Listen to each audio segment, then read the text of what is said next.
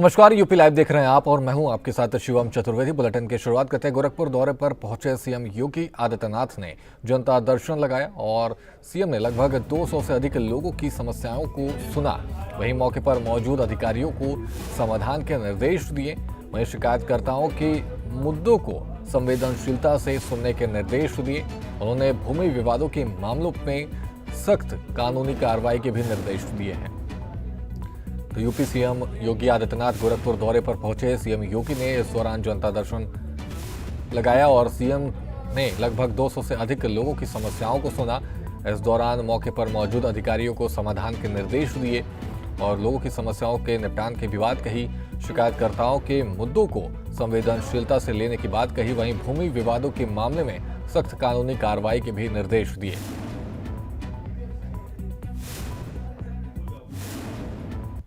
अब खबर गोरखपुर से है, जहां गोरखनाथ विश्वविद्यालय में महाराणा प्रताप शिक्षा परिषद के 93वें संस्थापक सप्ताह समारोह का समापन हुआ। इस कार्यक्रम की अध्यक्षता मुख्यमंत्री योगी आदित्यनाथ ने की, जिसमें उत्तराखंड के राज्यपाल पूर्व लेफ्टिनेंट जनरल गुरमीत सिंह मुख्य अतिथि रहे। इस दौरान सीएम योगी ने मेधावी छात्रों को सम्मानित भी किया। देखिए इस पर हमारी एक खास रिपोर्ट।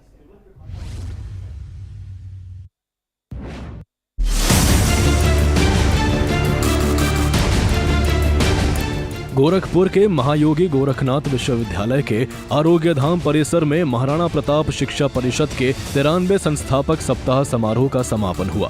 इस दौरान प्रदेश के मुख्यमंत्री योगी आदित्यनाथ और उत्तराखंड के राज्यपाल पूर्व लेफ्टिनेंट जनरल गुरमीत सिंह मुख्य अतिथि रहे। इस दौरान सीएम योगी ने समारोह में एमपी शिक्षा परिषद से जुड़ी विभिन्न संस्थाओं के उत्कृष्ट शिक्षकों, कर्मचारियों और मेधावी विद्यार्थियों को सम्मानित किया।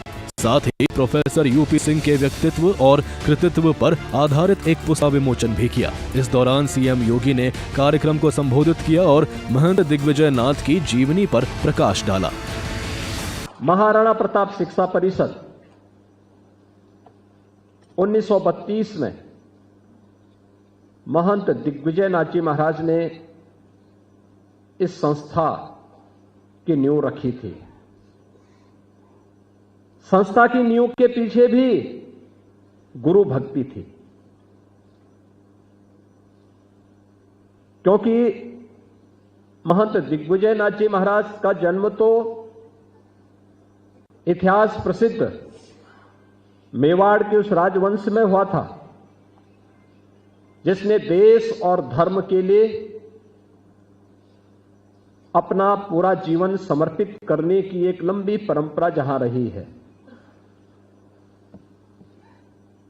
और उस परंपरा में जन्म लेने के बावजूद देवयोग से वे गोरखपुर पहुंचे। गोरखपीठ से ही उनकी शिक्षा दीक्षा आगे बढ़ी। स्वाभाविक रूप से जब वे 5 वर्ष के थे तब वे गोरखपीठ में आ चुके थे और तब से लेकर के फिर उन्होंने गोरखपुर में अपना उनका बचपन गोरखपुर में व्यतीत हुआ, बाल्यपन गोरखपुर में व्यतीत हुआ। 1930-31 के आसपास एक स्थिति ऐसी आई कि उनके स्कूली गुरु जिस विद्यालय में पढ़ाते थे वहां से उन्हें निष्कासित कर दिया गया। जब उनको जानकारी हुई तो अपने गुरु के सम्मान के लिए उन्होंने जिस स्कूल की नींव रखी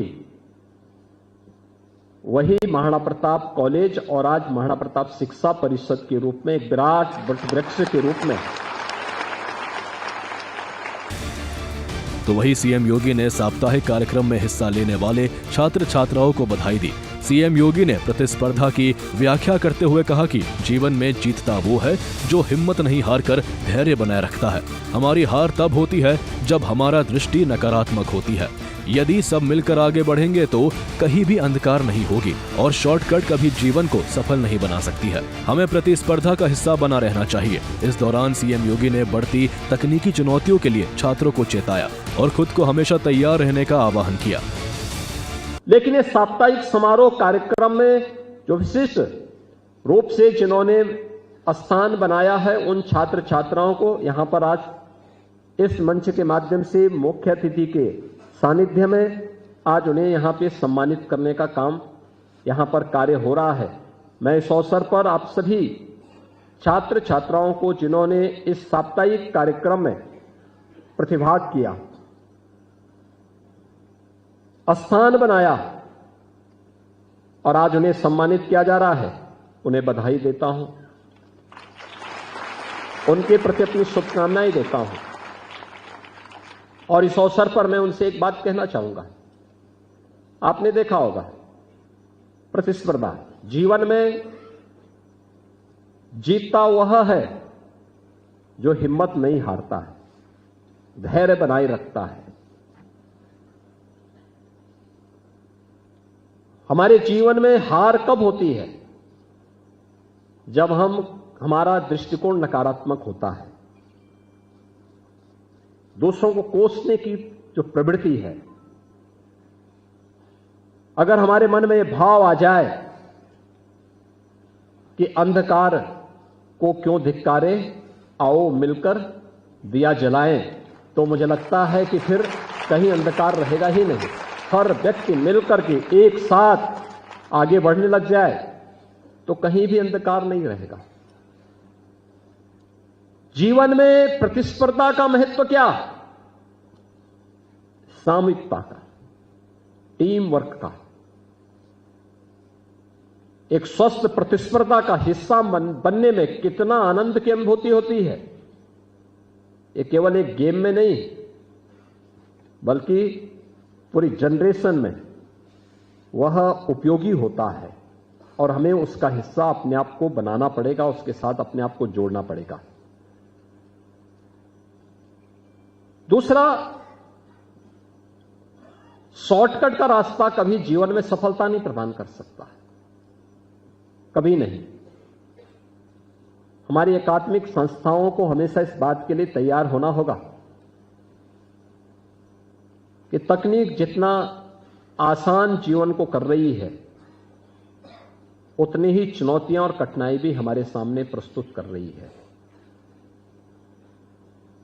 हमें उसके प्रति हमारे युवाओं को भी, अकादमिक संस्थाओं को भी उसके प्रति अपने आप को तैयार करना होगा। एक तरफ दुनिया आज artificial intelligence, internet of things, drone और रोबोटिक के एक नए युग में प्रवेश कर चुकी है। हम में से कोई व्यक्ति उससे अपने आप को अलग नहीं कर सकता। हमें करना भी नहीं चाहिए। हमें उस मानसिकता से भी उभरना पड़ेगा कि तकनीक आएगी तो रोजगार के अवसर कम करेगी। नहीं, तकनीक आएगी, रोजगार के नए अवसर अपने आप ही जुड़ जाएंगे। हम अपने आप को तैयार तो करें उसके लिए। बहरहाल सीएम योगी ने इस दौरान युवाओं को ड्रग्स और स्मार्टफोन के नशे से बचने की सलाह दी। उन्होंने युवाओं को सही मार्ग पर चलने और देश के विकास में योगदान करने के लिए प्रेरित किया। साथ ही सीएम योगी ने शिक्षा के महत्व पर भी जोर दिया। सूर्य समाचार के लिए गोरखपुर से ब्यूरो रिपोर्ट।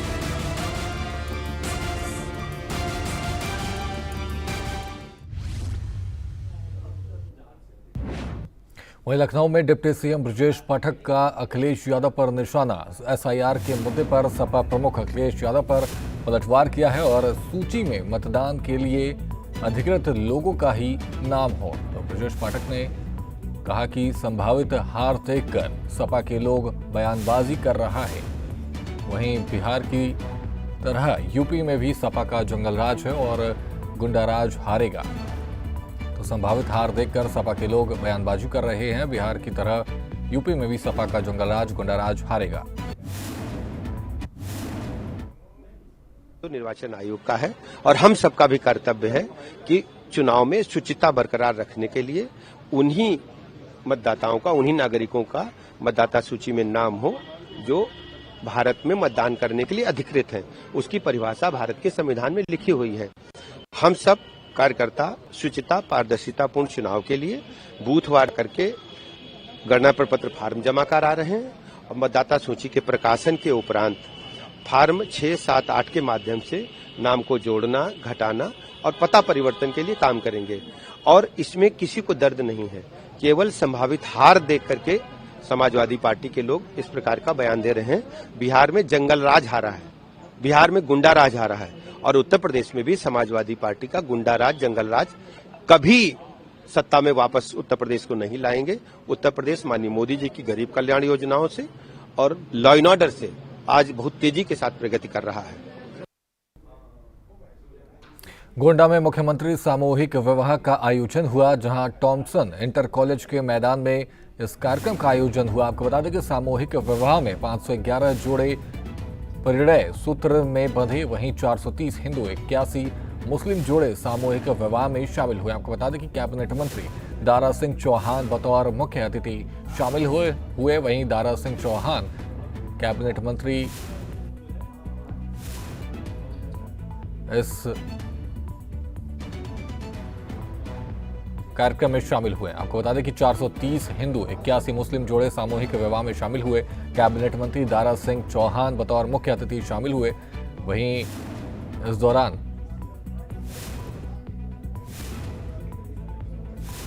गोंडा में मुख्यमंत्री सामूहिक विवाह में शामिल हुए। टॉमसन इंटर कॉलेज के मैदान में हुआ कार्यक्रम का आयोजन। आपको बता दें कि सामूहिक विवाह में 511 जोड़े परिणय सूत्र में बंधे।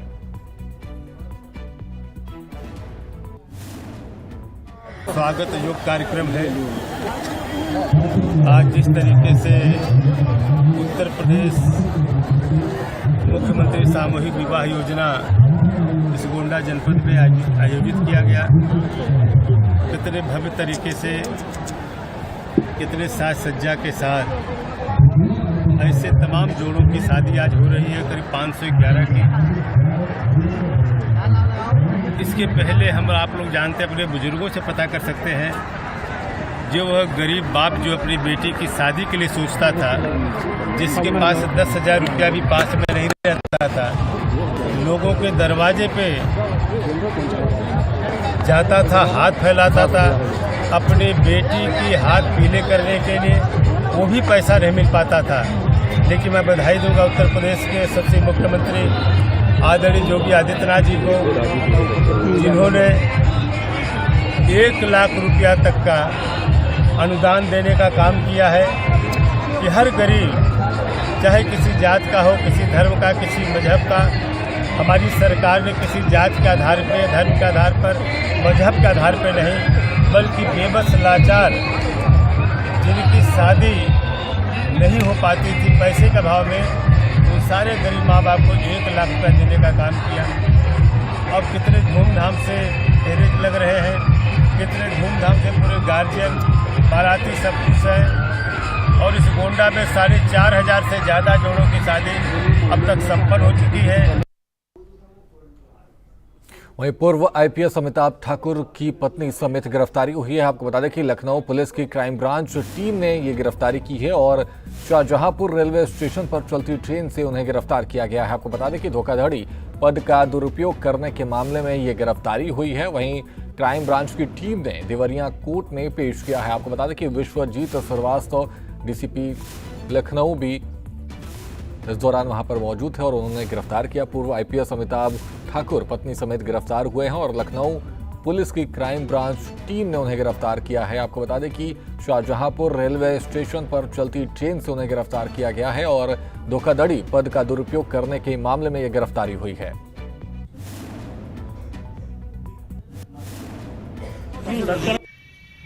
दिनांक 12/9/2025 को संजय शर्मा, जो कि तालकटोरा निवासी हैं, उनके द्वारा थाना जज तालकटोरा को एक प्रार्थना पत्र दिया गया, जिसमें उन्होंने आरोप लगाया कि अमिताभ ठाकुर, जो कि पूर्व आईपीएस अधिकारी हैं, वो जब देवरिया में पुलिस अधीक्षक के पद पर तैनात थे तो उनके और उनकी पत्नी द्वारा अपने छद नाम का उपयोग करते हुए कोर्ट रचित दस्तावेज बनाकर और अपने प्रभाव का दुरुपयोग कर एक औद्योगिक प्लाट देवरिया में आवंटित कराया गया और जिसको विक्रय कर उससे लाभ लिया गया। इस प्रार्थना पत्र पर अभियोग पंजीकृत करते हुए एक उसकी निष्पक्ष विवेचना के लिए एसआईटी गठित की गई और उस एसआईटी ने आज साक्ष्य संकलन कर सबूतों के आधार पर सीतापुर महोली के पास से पूर्व IPS अधिकारी अमिताभ ठाकुर को गिरफ्तार किया। चूँकि SIT की विवेचना में इसका घटनास्थल देवरिया था, इसलिए SIT द्वारा इसे देवरिया कोर्ट में पेश किया गया। वहीं लखनऊ में पुलिस प्रशासन ने चलाया सघन चेकिंग अभियान। विधानसभा के शीतकालीन सत्र से पहले चलाया गया अभियान और मडियाव, नबी पनाह और हजरतगंज चौराहे पर चलाया गया अभियान, और जिस दौरान मॉडिफाइड साइलेंसर वाली मोटरसाइकिलों पर ये कार्रवाई की गई और पुलिस ने कई वाहनों को चालान करने के बाद उन्हें सीज भी कर दिया। आपको बता दें कि इस दौरान कई मॉडिफाइड गाड़ियों पर चालान काटे गए और उन्हें सीज भी कर दिया गया। मॉडिफाइड वहीं पुलिस ने कई वाहनों का चालान करने के बाद उन्हें सीज किया। आपको बता दें कि हजरतगंज इलाके में लखनऊ में पुलिस प्रशासन ने चालान सघन चेकिंग अभियान चलाया।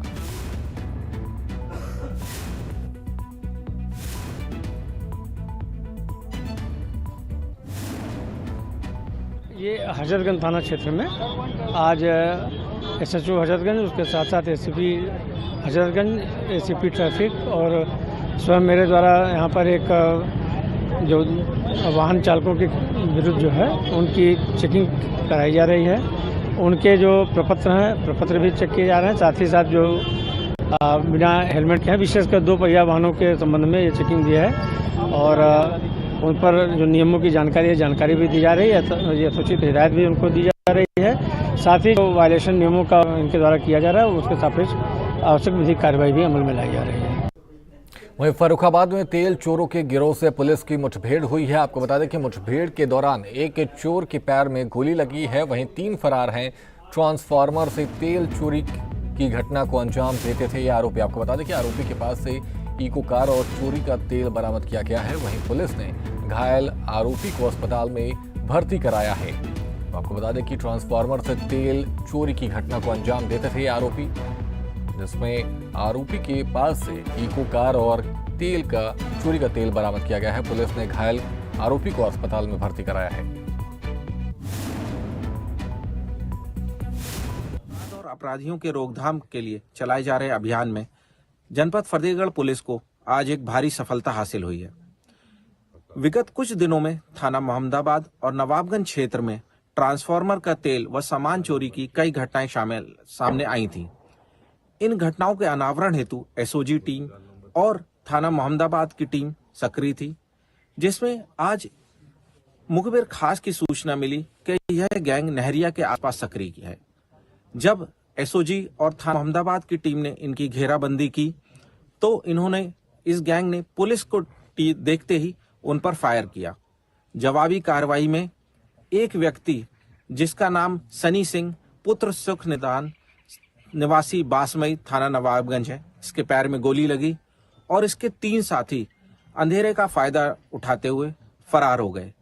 इस व्यक्ति का लंबा चौड़ा आपराधिक इतिहास है, जिसमें 1 दर्जन से अधिक मुकदमे दर्ज हैं और गैंगस्टर शामिल हैं। इस व्यक्ति के पास से एक 315 बोर का तमंचा, अदद कारतूस बरामद हुए हैं तथा मौके पर ट्रांसफार्मर का तेल चोरी करने का काफी सामान और कई पीपा तेल बरामद हुआ एक इको गाड़ी के साथ। इनके साथी को पकड़ने के लिए पुलिस टीमें लगाई जा चुकी हैं। घायल को CHC मोहम्मदाबाद भिजवाया जा चुका है और अग्रिम विधिक कार्रवाई की जा रही है। वहीं आगरा के मदिया कटरा क्षेत्र में लगी भीषण आग। केमिकल फैक्ट्री के गोदाम में यह भीषण आग लगी है, जहां आग लगने से लाखों का सामान जलकर खाक हुआ है। आपको बता दें कि दमकल विभाग की कई टीमों ने आग पर काबू पाया। आग लगने के कारणों की जांच में जुटा है प्रशासन। तो आग लगने से लाखों का जो सामान है वो जलकर राख हो चुका है और आग लगने के कारणों की जांच में जुटा है प्रशासन। आगरा के मदिया कटरा क्षेत्र में यह भीषण आग लगी।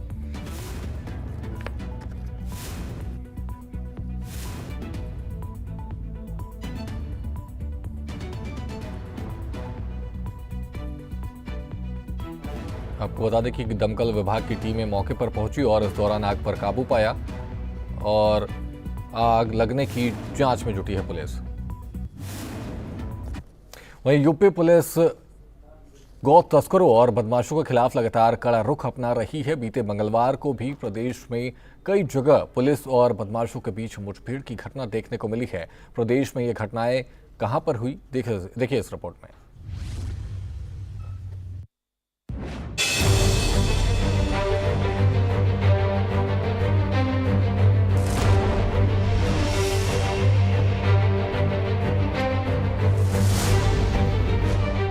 तस्वीरों में व्हील चेयर पर हाथ जुड़े दिखाई दे रहे ये दोनों शातिर गौ तस्कर हैं, जिन्होंने रॉबर्ट्सगंज कोतवाली के मधुपुर इलाके में चेकिंग के दौरान पुलिस के सिपाही को कुचलकर गंभीर रूप से घायल कर दिया और अपने साथियों के साथ फरार हो गए। घटना के बाद पुलिस महकमे में हड़कंप मच गया। पुलिस ने त्वरित कार्रवाई करते हुए इलाके की घेराबंदी की और मुठभेड़ में दोनों को पकड़ने में सफलता पाई, जबकि बदमाशों के 2 साथी फरार होने में सफल रहे। पुलिस के साथ हुई मुठभेड़ में 2 बदमाश घायल हो गए, जिन्हें इलाज के लिए राहुल मेडिकल कॉलेज में भर्ती कराया गया है। पुलिस ने गौ तस्करों के पास से पकड़ी गई पिकअप से 16 गौवंश को मुक्त कराया। पुलिस ने आगे की कार्रवाई करते हुए 6 पशु तस्करों को वांछित घोषित किया है। प्रदेश के जनपद बुलंदशहर में भी पुलिस और गौ तस्करों के बीच मुठभेड़ देखने को मिली, जहां गुलावठी थाना क्षेत्र के मोहाना कॉलेज के पास पुलिस चेकिंग के दौरान देर रात एक बाइक पर 2 संदिग्ध युवक आते दिखाई दिए, जिनको पुलिस ने रुकने के लिए कहा, लेकिन दोनों ने बाइक उल्टी दिशा में मोड़ दिया। जिसके बाद पुलिस ने इनका पीछा किया। पुलिस से अपने आप को घिरा देख दोनों ने पुलिस कर्मियों पर फायरिंग कर दी। पुलिस कर्मियों ने आत्मरक्षा में चलाई गई गोलियों से दोनों घायल हो गए। आज दिनांक 9 दिसंबर की देर रात्रि को थाना गुलावटी पुलिस द्वारा मोहाना कॉलेज के पास चेकिंग की जा रही थी। दौरान चेकिंग जब एक संदिग्ध बाइक को रोकने का इशारा किया गया तो वो गाड़ी मोहाना ईसेपुर रोड पर भागने लगी। पुलिस ने जब इसका पीछा किया तो पुलिस अपने आप को घिरता हुआ देख इन्होंने जान से मारने की नीयत से पुलिस पार्टी के ऊपर फायर कर दिया। आत्मरक्षात्मक कार्रवाई में 2 व्यक्तियों के पैर में गोली लगी है। इन दोनों से जब पूछताछ की गई तो इनकी पहचान हुई है जावेद उर्फ मुर्गा, जो कि अलीगढ़ का रहने वाला है, तथा यूनिस उर्फ चीना, जो कि लाडलाबाद सिकंदराबाद का रहने वाला है। ये दोनों एक शातिर की किस्म के गौकश हैं और ये दोनों ने पूछताछ में बताया है कि यहाँ पे एक आवारा पशु की तलाश में निकले थे ताकि ये किसी गौकशी की घटना को अंजाम दे सके। इनकी जब तलाशी ली गई तो इनके पास से 2 तमंचे, 2 जिंदा कारतूस तथा 2 खोखे कारतूस बरामद हुए हैं। उल्लेखनीय यह है कि इनके पास से जो पशु काटने के औजार होते हैं, जैसे छुरी तथा रस्से और जो कुल्हाड़ी होती है तथा अन्य उपकरण जो पशु काटने के होते हैं, वो भी इनके पास से बरामद किए गए हैं। इनको प्राथमिक उपचार के लिए प्राथमिक स्वास्थ्य केंद्र भेज दिया गया है। अग्रिम वैधानिक कार्रवाई इसमें पुलिस द्वारा की जा रही है। वहीं प्रदेश के जिला रायबरेली में भी पुलिस ने ऑपरेशन लंगड़ा के तहत मील एरिया में 5 लाख रुपए के छिनौती की घटना के आरोपियों को मुठभेड़ के दौरान गिरफ्तार कर लिया। मील एरिया थाना क्षेत्र में एक छिनौती की घटना हुई थी, जिसमें 5 लाख रुपए छीन कर भाग गए थे अभियुक्त। उस संबंध में मुकदमा अपराध संख्या 495/25 छिनौती की धारा में अभियोग पंजीकृत किया गया था। टीमें क्षेत्राधिकारी नगर के नेतृत्व में टीम गठन किया गया था, जिसमें एसओजी की भी टीम भी थी सम्मिलित थी, सर्विलांस की भी टीम सम्मिलित थी। आज जो विवेचक हैं उनको मुखबिर द्वारा सूचना मिली कि जो संदिग्ध वाहन कल क्रेटा गाड़ी जिस घटना से गाड़ी से छिनौती की घटना कारित किया गया था, वो क्रेटा गाड़ी जो है अयोध्या रोड पे जा रही है। प्रदेश पुलिस की कार्यशैली से एक बात तो साफ है कि अगर कोई बदमाश कानून व्यवस्था को चुनौती देने की कोशिश करेगा तो उसका पक्का इलाज जरूर किया जाएगा। सूर्य समाचार के लिए ब्यूरो रिपोर्ट।